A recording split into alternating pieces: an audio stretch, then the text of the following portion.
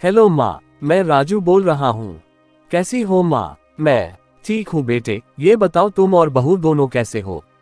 हम दोनों ठीक हैं। माँ आपकी बहुत याद आती है। अच्छा सुनो माँ, मैं अगले महीने इंडिया आ रहा हूँ तुम्हें लेने। क्या? हाँ माँ, अब हम सब साथ ही रहेंगे। नीतू कह रही थी माजी को अमेरिका ले आओ, वहाँ अकेली बहुत परेशान हो रही होंगी। हेलो, सुन रही हो माँ? हाँ हाँ बेटे, बोली आंखों से खुशी की अश्रुधारा बह निकली। बेटे और बहू का प्यार नस नस में दौड़ने लगा।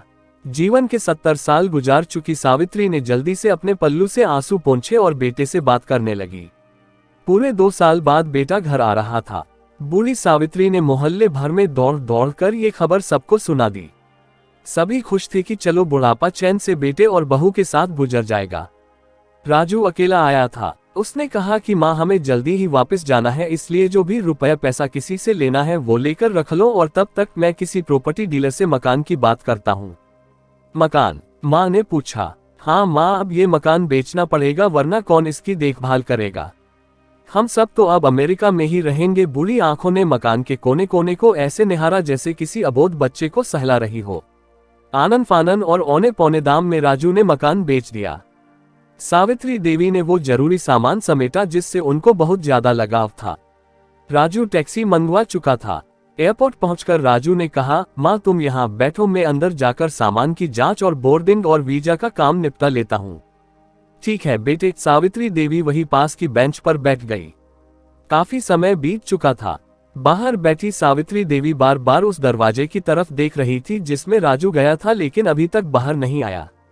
शायद अंदर बहुत भीड़ होगी सोचकर बूढ़ी आंखें फिर से टकटकी लगाए देखने लगती। अंधेरा हो चुका था। एयरपोर्ट के बाहर गहमागहमी कम हो चुकी थी। माँ जी, किससे मिलना है? एक कर्मचारी ने वृद्धा से पूछा। मेरा बेटा अंदर गया था टिकट लेने, वो मुझे अमेरिका लेकर जा रहा है, सावित्री देवी ने घबराकर कहा। लेकिन अंदर तो कोई पैसेंजर नहीं है, अमेरिका जाने वाली फ्लाइट तो दोपहर में ही चली गई। क्या नाम था आपके बेटे का? कर्मचारी ने सवाल किया। राजू। सावित्री के चेहरे पे चिंता की लकीरें उभर आई। कर्मचारी अंदर गया और कुछ देर बाद बाहर आकर बोला, माँ जी, आपका बेटा राजू तो अमेरिका जाने वाली फ्लाइट से कब का जा चुका। क्या? वृद्धा की आंखों से आंसुओं का सैलाब फूट पड़ा। बूढ़ी माँ का रोम रोम कांप उठा। किसी तरह वापस घर पहुंची जो अब बिक चुका था।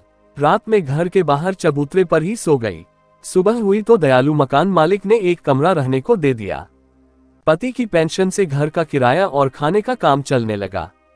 समय गुजरने लगा। एक दिन मकान मालिक ने वृद्धा से पूछा, माँ जी, क्यों नहीं आप अपने किसी रिश्तेदार के यहाँ चली जाए? अब आपकी उम्र भी बहुत हो गई, अकेली कब तक रह पाएंगी? हाँ चली तो जाऊं, लेकिन कल को मेरा बेटा आया तो यहाँ फिर कौन उसका ख्याल रखेगा?